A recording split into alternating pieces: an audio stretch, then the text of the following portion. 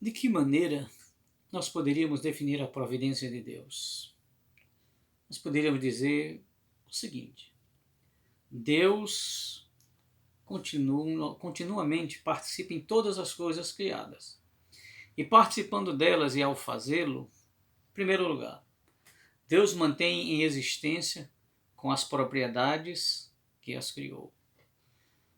Segundo, que Deus coopera em tudo com as coisas criadas, dirigindo suas propriedades distintivas para fazer atuar como atuam.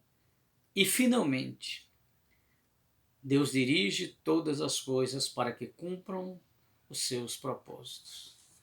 A casualidade, primeira maneira de enxergar como as coisas acontecem, a casualidade nos coloca em uma situação de insegurança e medo. Tudo pode acontecer. Não há controle sobre nada. E muitas vezes, sem percebermos, nós cristãos agimos dessa maneira. E por essa razão somos tomados pela insegurança e pelo medo. Também o fatalismo, ele nos coloca numa situação de apatia e do pessimismo. Não tem jeito, tinha que acontecer, vai acontecer assim mesmo. Mas diferentemente dessas duas opções, aquilo que a palavra de Deus nos revela é que Deus é um Deus de providência, é um Deus que cuida e que controla todas as coisas. Nós podemos pensar da seguinte maneira: a providência nos faz responsáveis, porque nós fazemos escolhas, mas a verdade é que Deus corrige as rotas. Ao mesmo tempo nos traz paz, porque nós não estamos como num barco desgovernado ao sabor das ondas, ou numa situação que ninguém controla, e um pessimismo e um fatalismo que nos destrói. A nossa convicção, a nossa fé.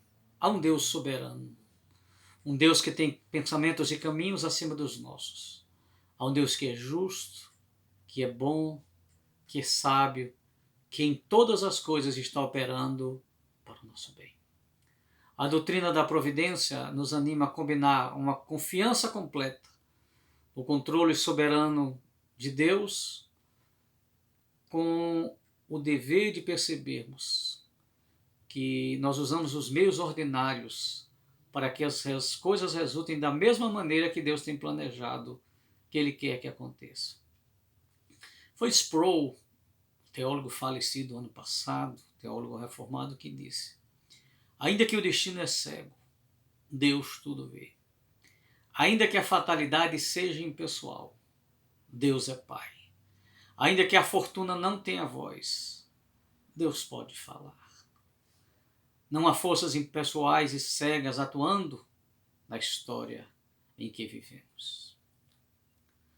Não foi, embora a expressão na tradução fale de casualidade, não foi a casualidade que levou Ruth até os campos de Boaz.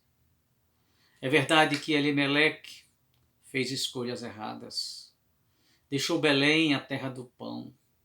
No momento de desespero, deixou a terra da promessa e foi para a terra de Moabe, uma terra de um povo que se tornou na história um grande inimigo, um grande empecilho para o povo de Deus. E nesse processo e nesse caminho, ele morre seus filhos. E aí Noemi se vê obrigada, por força das circunstâncias, a voltar para a terra de Belém. Mas não foi por acaso que, na providência de Deus, Deus colocou Ruth na vida de Noemi. As escolhas de Elimeleque não foram as melhores. A escolha de casamento dos filhos de Elimeleque não foram as melhores.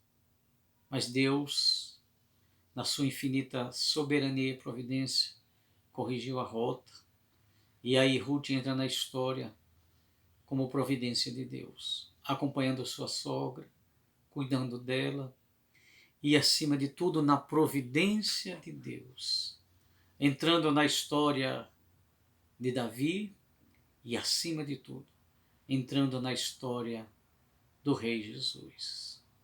Não há casos, não há fatalismo. Nosso Deus é Deus de providência. Quando Noemi saiu da sua terra, quando Noemi perdeu o seu marido, quando Noemi se amargurou, quando Noemi voltou, ela não percebia, ela não entendia.